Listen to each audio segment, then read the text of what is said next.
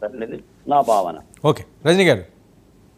Sir, Pawan Kalyan గారి గురించి మాట్లాడిన దువ్వాడ గారే క్షమాపణ చెప్తూ ఏ పరిస్థితుల్లో ఏ నిర్ణయం తీసుకున్నారో అని మాట్లాడి క్లోజ్ చేశారు సార్.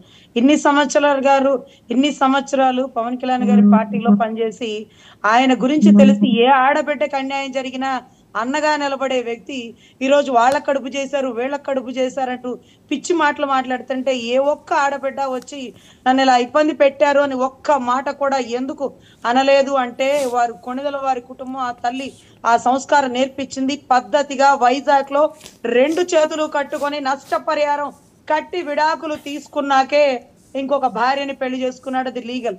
సో ఇటువంటి విషయాల్ని ఆయన 3 భార్యలు చేసుకుంటే మాకెందుకు, 30 భార్యలు చేసుకుంటే మాకెందుకు, ఏ ఆడబిడ్డ రోడ్డు మీదకి వచ్చి పవన్ ఇలా అన్యాయం చేశాడని మాట్లాడినప్పుడు రాష్ట్రానికి వచ్చిన నష్టం ఏంటి?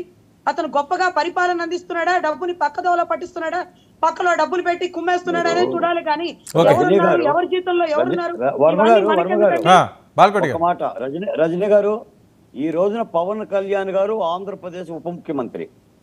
పవన్ కళ్యాణ్ మీద వ్యాఖ్యలు చేస్తే లోపల వేయండి, చేత అయితే డిబేట్లు పెట్టమాకండి. ఆయన ఉప ముఖ్యమంత్రి, చేత అయితే లోపలేండి, కేసు కట్టి లోపలేండి. కార్యాచరణలో పనిలో చూపించండి మెలకువ. మాట చెప్పాల్సినంత అవసరం లేదు. వాడు ఎవడైనా సరే చట్టానికి ఆ పని అప్పుడు చెప్తే మంచిది.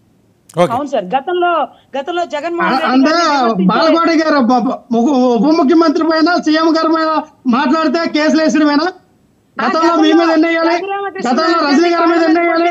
గతంలో మోకాళ్ళ సాగర్ మీద ఎన్ని కేసులు వేయాలి? ఎంతమంది జైల్లో పెట్టాలి? ఏంటి బెదిరిస్తా ఉన్నారా?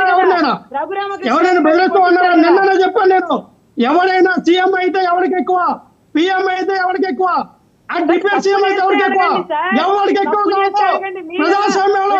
అది సీఎం అయినా పిఎం అయినా డిప్యూటీ సీఎం అయినా ఎవరికి ఎక్కువ కాదు. ఎవరు భయపడేది. మీరు ఎంతమంది జైలు పెడతారో పెట్టుకోండి. మీరు భయపడితే భయపడాలనుకో, మీరు చేస్తే ఎవరికి భయపడేవాడు ఎవరు లేడు. ఇది మాత్రం గుర్తుపెట్టుకోండి.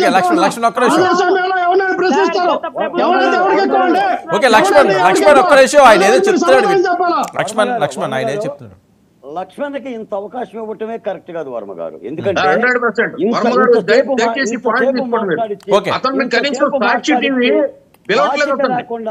బాధ్యత లేకుండా బాలకృష్ణని పవన్ కళ్యాణ్ని ఆ వరుసను మాట్లాడుతుంటే మీరు ఎలా యాక్సెప్ట్ చేస్తున్నారో నాకు అర్థం కావట్లా.